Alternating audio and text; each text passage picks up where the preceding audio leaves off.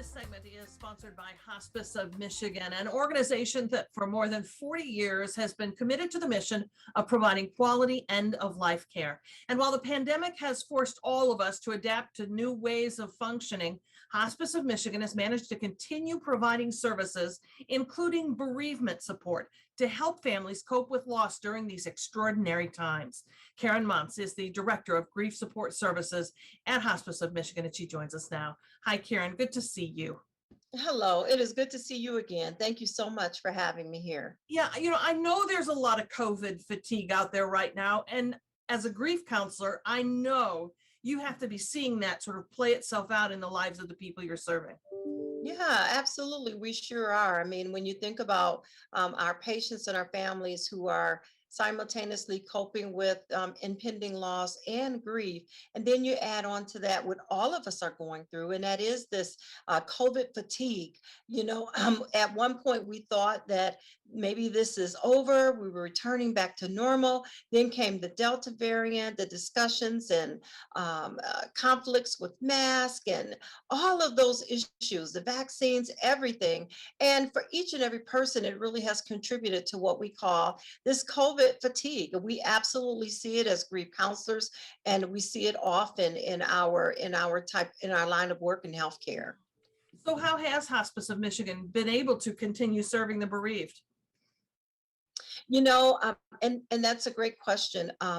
It's so important during these times to still care for yourselves. I know our tendency is to really want to go into a shell and just lay there, but you really have to endeavor to do some self-compassion and some self-care.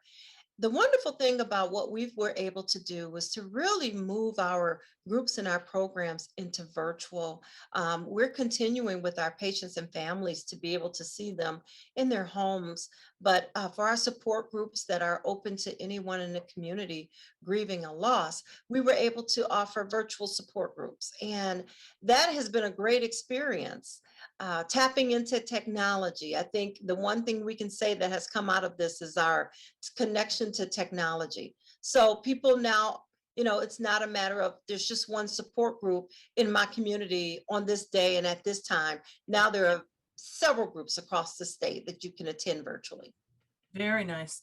Do you have some tips for people who may be trying to cope, deal with loss or their own kinds of grief at this time? Sure. I mean, what we really want to remind everybody is, of course, we're not quite out of the woods.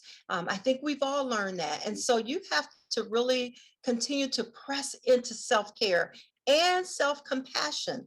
That means, what was I doing before? Keep on doing it, and don't let it be just a goal, but let it be a part of my daily life. And that means continuing physical connection when it's safe and social connection, being mindful of everything that I'm taking in as far as what I'm watching.